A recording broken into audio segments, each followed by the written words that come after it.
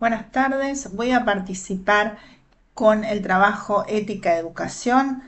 Este trabajo se refiere a las demandas de formación de la sociedad del siglo XXI que exigen nuevas perspectivas de visualización en los roles docentes en relación con la literatura y el empleo de los audiovisuales.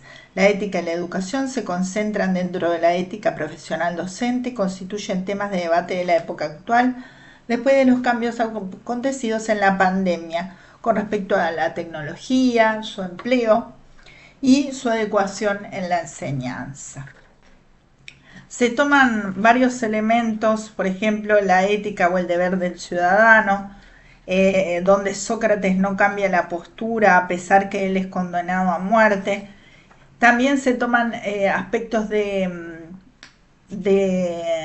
Cortinas, que sostiene que se debe tener ética en la educación, y sobre todo me dediqué a la parte de la ética relacionada con la educación audiovisual y tomo uno de los cortos que se ha realizado en Cineeduca en Uruguay para explicar cómo es el tema de la ética en la enseñanza audiovisual. Este corto de menos de 6 minutos muestra un paraje aislado donde la única película que se tiene es un filme de cultura japonesa. El corto se llama Paraje Samurai del año 2018 y lo hizo Cineeduca de Uruguay. Los niños solo han visto esta película y como lo deja ver la pregunta de la niña al final, todos piensan que es la única película existente. La maestra anterior había estado 30 años dando la clase a los niños de dicha escuela del interior que por sus características de lugar pequeño y apartado no poseía contacto con el resto del país ni del mundo, y su influencia había sido negativa.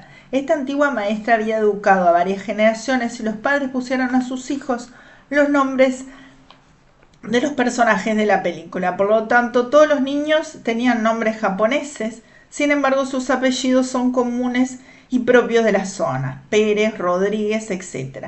La nueva maestra, que sustituye a la antigua, manifiesta una sorpresa al ver que los alumnos tienen nombres japoneses, pero apellidos criollos. Y entonces pregunta si no conocen otra película, y no, ella propone que va a traer otra película y los niños se quedan muy sorprendidos porque piensan que es la única película existente. Este corto demuestra la terrible influencia de la enseñanza limitada, el sesgo nefasto de un solo punto de vista que genera una ceguera trágica en aquellos que reciben una educación parcializada e incompleta.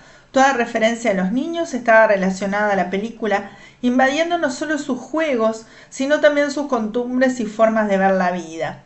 Lo peor es que esa cultura exterior e impuesta ni siquiera representaba su cultura nacional y propia, sino una cultura ajena y particular que no sería malo conocerla como parte de una de las culturas del mundo, pero lo que estaba errado era su exclusividad en el sentido de la enseñanza y aprendizaje.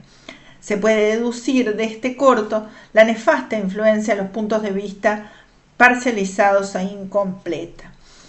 En este caso, los estudiantes, como en la alegoría de la caverna de Platón, tenían una postura relacionada a la cultura japonesa, como lo eran las sombras, es decir, algo falso y que generaba incomprensión dentro del sentido de la vida y abarcaban hasta sus propios seres, ya que sus propios nombres eran de una cultura ajena. En este sentido, se podría afirmar que se cumplía una falta de ética en la enseñanza, ya que el sesgo era demasiado destacado por tener un solo referente audiovisual.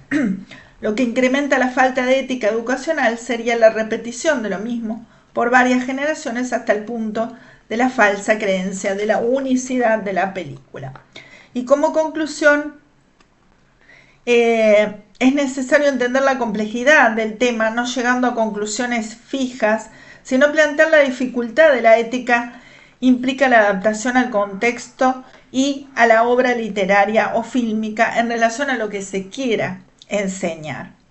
No se debe dar una sola perspectiva de la realidad, sino que el estudiante merece la visión de varios puntos de vista que le permitan desarrollar un sentido crítico en relación con la realidad y la vida.